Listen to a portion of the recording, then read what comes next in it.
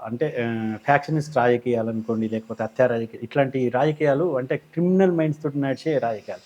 మీకు అట్లాంటి సంఘటనలేమన్నా ఎదురైనాయా? అంటే ఈయన మామయ్య గారు ఉన్నప్పుడు కొంచెం నక్సలైట్స్ కొంత ఇబ్బంది జరిగింది. తర్వాత మామయ్య గారి పైన కొంత అటాక్‌లు గూడా జరిగాయి. అంటే గ్రామస్తులు, ఇతర ప్రాంతాలకు సంబంధించినటువంటి వాళ్ళు మామయ్య పైన అటాక్ చేయడం జరిగింది. మా మామయ్య డాక్ బంగ్లా ఉన్నప్పుడు ఆయనని బంగ్లా నుంచి కింద తోసేస్తే పడి నడుము అంటే చాలా సీరియస్ అయిపోయి ఇప్పుడో అప్పుడో అన్నట్టుగా ఉన్నటువంటి సందర్భం గూడా చూసినాం. తర్వాత మెల్లగా తను బయటికి రావడం జరిగింది. మా హస్బెండ్ తర్వాత రాజకీయాల్లోకొచ్చిన తర్వాత గూడా ఆయన పైన కూడా 2, 3 సార్లు అటాక్ చేయడం జరిగింది.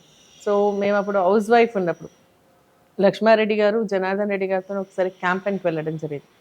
ఎక్కడికి మన సత్యం స్పిన్నింగ్ మిల్ హ్మ్. ఎలక్షన్స్ జరుగుతాయి. Trade union elections. అక్కడికి వెళ్ళినప్పుడు మాకు అప్పుడు ఈ సెల్ ఫోన్స్ లేవు. ల్యాండ్‌లైన్స్ ఉన్నాయి. మా ఇంటికి కాల్ వచ్చింది.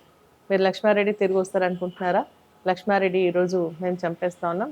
ఆయన తిరిగి రాడు మీరు ఏమనుకుంటున్నారో" అని చెప్పి ఫోన్ పెట్టేసింది. హ్మ్. నాకప్పుడు ఏం తెలవదు ఆ! అసలు. మేమందరం గూడా ఇంట్లో ఉన్నటువంటి పనులన్నీ ఆపేసుకొని, బయట కూర్చొని ఏడుస్తూ కూర్చున్నాం. అటువంటి సందర్భాలు మేము చూడడం జరిగింది. ఆ తర్వాత నేను పాలిటిక్స్‌లోకొచ్చిన తర్వాత అటువంటి పరిస్థితి నాకెక్కడ రాలేదు. అంటే మీరంటున్నట్టు మామూలుగా ఏందంటే, గ్రామాలకు వెళ్ళినప్పుడు నిలదీయడం లాంటిది హ్మ్. వాళ్ళ హక్కు, ప్రజల హక్కు గాబట్టి అవును. వాళ్ళు అట్లా చేసిండ్రు గానీ, అటాక్ చేయడం అటువంటిది మాత్రం జరగలేదు.